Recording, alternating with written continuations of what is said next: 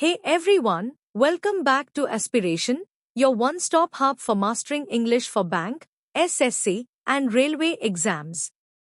Today, 15 September, we are breaking down an editorial about the rise of saltwater crocodiles in the Sundarbans and what it tells us about conservation in India. We'll also pull out the 5 most powerful vocabulary words from this article to boost your exam prep. Now let's break down today's top vocabulary picks from the editorial and see them in action with simple examples. Benign, part of speech is adjective, favorable or mild, not harmful. Example, the new policy had a benign effect on small businesses. Synonyms, harmless, favorable. Antonyms, harmful, hostile. Accede, part of speech is verb, to agree to a demand or request. Example, the board finally acceded to the workers' request for better safety measures. Synonyms, consent, conquer. Antonyms, refuse, oppose. Bonhomie, part of speech is noun, cheerful friendliness or goodwill. Example, there was a sense of bonhomie among the volunteers at the camp. Synonyms, warmth, amity. Antonyms, hostility, coldness. Premature, part of speech is adjective, happening too soon or early. Example, cutting interest rates now would be premature given the global uncertainties. Synonyms, untimely, hasty. Antonyms, timely, deliberate. Contraction, part of speech is noun. The act of becoming smaller or shrinking. Example, the data showed a sharp contraction in industrial output last month. Synonyms, reduction, decrease. Antonyms, expansion, growth. These 5 words are high yield for bank, SSC and railway exams. Memorize their meanings, synonyms, antonyms, and try to create your own sentences like these. This way, you'll lock them in for reading comprehension, error spotting, and fill-in-the-blank questions. Let's now read the first half of today's editorial. Follow along with the text on your screen and try to link it back to the vocabulary we've already learned. Title is, Improving Macros, on the Outlook for Inflation. Neither the government nor the RBI is likely to be alarmed by the rise in retail inflation in August 2025, even though it broke a 9-month streak of falling inflation rates. At 2.1%, it's still just within the RBI's comfort band of 2 to 6%, so there's no real macroeconomic risk. The government will be pleased to see food inflation staying subdued in both urban and rural areas. Especially encouraging is the 15.9% and 14.5% contraction in the prices of vegetables and pulses respectively. Combined with the free food grains provision under the National Food Security Act, this downward movement in food prices ensures affordable supplies of these necessities. Other necessities like clothing and footwear, housing, and fuel and light are also seeing low inflation, in fact, lower in August than in July. As things stand, India's macroeconomic outlook is the exact opposite of what it was last year. From a period of low growth and high inflation, India is now witnessing high growth and low inflation. In other words, the gap between growth and inflation at this time last year was about 2.1 percentage points. This year it's about 5.5 percentage points, a much larger and more welcome gap. Of course, there are legitimate questions to be asked about GDP and inflation data, but those questions were valid last year too, so they don't erode the comparability of the 2 years. That's the first half of the editorial. In the next slide, we'll move to the second half and then break down the key takeaways. Now let's move to the second half of today's editorial. Looking ahead, the overall outlook for inflation continues to appear benign.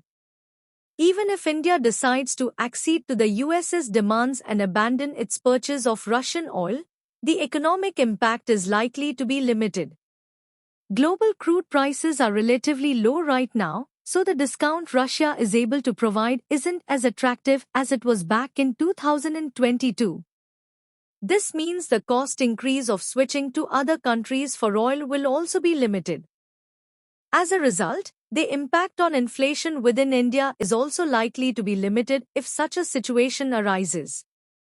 On the other hand, the new GST rates will come into effect from 22nd September. With most prices set to come down due to these rate cuts, the impact on the inflation rate is also going to move downward. The low inflation rate and high growth in the first quarter have raised expectations that the RBI's Monetary Policy Committee will cut interest rates further in its next meeting at the end of September. However, given the ongoing global uncertainties, this might be premature. Depending on how the renewed bonhomie between India and the US progresses, a rate cut in December is the more likely outcome. And that's the full editorial reading, both halves.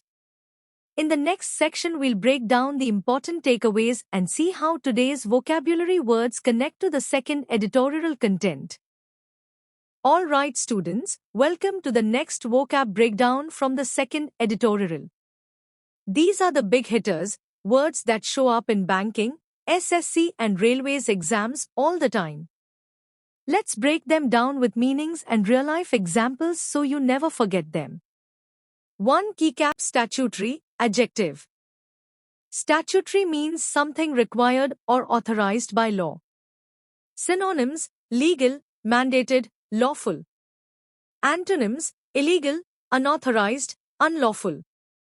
Example: every company has a statutory obligation to pay taxes on time. Think of it as, if it's statutory, it's law-bound, no optional vibes here. 2. Keycap resilience, noun. Resilience is the ability to bounce back or recover quickly from difficulties. Synonyms: toughness, adaptability, elasticity. Antonyms: fragility, vulnerability, weakness. Example: the Sundarbans show resilience in recovering after every cyclone. In exam context, resilience often appears in economics or environment articles. 3. Keycap proactive, adjective. Proactive means taking steps in advance to prevent problems or prepare for opportunities. Synonyms: anticipatory, preventive, forward-looking. Antonyms: reactive, passive, negligent. Example: the RBI took proactive steps to control inflation. Basically, don't wait for the fire, fix the wiring first. 4. Keycap trajectory, noun. Trajectory is the path or trend something follows over time. Synonyms: trend, progression, direction. Antonyms: stagnation, regression, decline. Example: India's economic trajectory is shifting towards high growth. Think of it like a rocket path. Where are things headed? 5. Keycap recalibrated, verb. To recalibrate means to adjust or reset for new conditions. Synonyms: realigned, readjusted, modified. Antonyms: misaligned, unadjusted, distorted. Example: the government recalibrated its policy to address climate change. It's like tweaking your Google Maps route after a roadblock. These 5 words: statutory, resilience, proactive, trajectory, recalibrated, are super exam relevant. Try making your own sentences with them right after this video so they stick in your memory. We are moving into our second editorial for titled Silver of Hope on Survey of Saltwater Crocodiles, Conservation. Let's break down the first half and see what it's really saying. The recent survey of saltwater crocodiles in the Sundarban Biosphere Reserve is a notable advance for conservation in India. Black right arrow. This means India just did a big head count of saltwater crocs in the Sundarbans, and the numbers are up. This is a win for conservation efforts. The census indicates a rise in overall numbers and demographic diversity, implying an ecological success that is also a marker of how wildlife law and conservation policy are gradually moving beyond their fixation on a handful of charismatic species, including the tiger and the elephant. Black Right Arrow translation: not only are the crocs increasing in number, but also in age and gender diversity. This shows our conservation policy is no longer just obsessed with tigers and elephants, it's widening its focus. In the early years of the Wildlife Protection Act 1972, protection was disproportionately directed at megafauna whose appeal could mobilize public opinion. Black Right Arrow basically, when India's Wildlife Act started in 1972, it mainly protected the celebrity animals because they attracted public support. Saltwater crocodiles do not command the same affection, so their recovery demonstrates how the statutory framework, when coupled with targeted interventions such as the Bhagwatpur Crocodile Project, can yield durable gains even for less prominent species. Black Right Arrow crocs aren't cute or cuddly, but thanks to laws and projects like the Bhagwatpur Crocodile Project, their numbers are bouncing back. This is proof that law plus targeted action works even for non-famous animals. In many countries, reptiles continue to receive weaker safeguards, often subordinated to fisheries or land use concerns. Black Right Arrow compared to India, many other nations still ignore reptiles, prioritizing fishing or land development instead of reptile conservation. The increase in Sundarban crocodiles suggests that India's model of combining blanket legal protection with site-specific captive breeding and release programs has been effective. Black Right Arrow India's combo model, strong national law plus local breeding release, is working and could be a blueprint for others. But in absolute terms, the law still has gaps. It does not adequately anticipate emerging threats linked to climate change, rising salinity, or habitat fragmentation. Protection has also been reactive. Black Right Arrow, however, it's not perfect. The law isn't proactive about new risks like climate change, salty waters, or shrinking habitats. We've mostly been reacting to crises instead of preventing them. So, the first half of this editorial highlights a big conservation success story. Saltwater crocodiles in the Sundarbans are thriving. But it also throws shade at India's conservation law, saying we've done well but still need to think ahead for the future, especially with climate change. Now let's finish reading the second half. As hypercarnivorous apex predators, crocodiles regulate prey populations and remove carcasses from water channels, contributing to the health of mangroves. Black Right Arrow crocodiles sit at the very top of the food chain. They keep prey numbers balanced and clear dead animals from rivers, which helps mangrove ecosystems stay healthy. Thus, their presence signals that creeks and rivers still sustain a functioning food web despite immense pressures from human settlement, cyclones, and sea level rise. Black Right Arrow, if crocs are still there, it's proof the whole food chain is alive and working, even under stress from people and natural disasters. Better juvenile survival also indicates that the breeding habitat retains sufficient quality. Black Right Arrow young crocodiles surviving in good numbers means breeding grounds are still healthy. This is an important ecological marker for the delta, where rising salinity and erosion are narrowing the niches available to wildlife.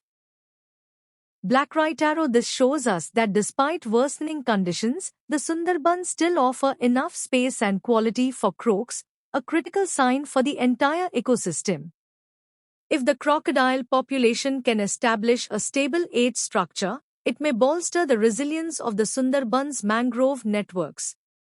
Black Right Arrow, a balanced age mix, young, adult, old, would help the whole mangrove network stay stronger against environmental shocks. The species trajectory also highlights what can be done for other neglected ones. Current schedules under the Act should be accompanied by proactive, well-funded recovery plans, and public communication strategies need to be recalibrated. Black Right Arrow, we need more action plans and better public outreach for other ignored species too, not just paperwork. The crocodiles did not gain numbers because they became beloved but because conservation agencies invested in their protection. A similar shift in focus can support other species. Black Right Arrow croaks aren't popular like tigers, but still recovered because of money and focus. This approach could work for many others. Climate change integration is also essential. Saltwater crocodiles tolerate wide salinity ranges, but many amphibians or freshwater reptiles do not. Anticipatory measures including identifying climate refugia and enabling assisted breeding are thus required. Black Right Arrow, we must plan ahead for species that can't handle rising salinity or temperature changes, like frogs or freshwater reptiles, by protecting climate-safe habitats and starting breeding programs early. The recovery illustrates that non-charismatic species can benefit from law and policy with sustained attention. For India, the lesson is that a richer, more inclusive vision of conservation is possible and necessary. Black Right Arrow, big lesson: conservation works even for unloved animals if backed by consistent law, money and planning. India must adopt a bigger, more inclusive approach for all species. So the second half of this editorial drives home a powerful point: crocodiles in the Sundarbans are more than just a success story, they're proof that proactive policies, climate planning and funding can help any species. Conservation doesn't have to be about popularity, it has to be about persistence. And that brings us to the end of today's session on aspiration. We've read the editorials, discussed the vocabulary, and broken down the key lessons for your upcoming bank, SSC, and railways exams. If you found this breakdown useful, make sure you revise today's vocabulary words and link them to the editorials we covered. Consistency will build your edge. Thank you for tuning into Aspiration. This is your host signing off. Stay curious, keep practicing, and I'll see you in the next session. Bye.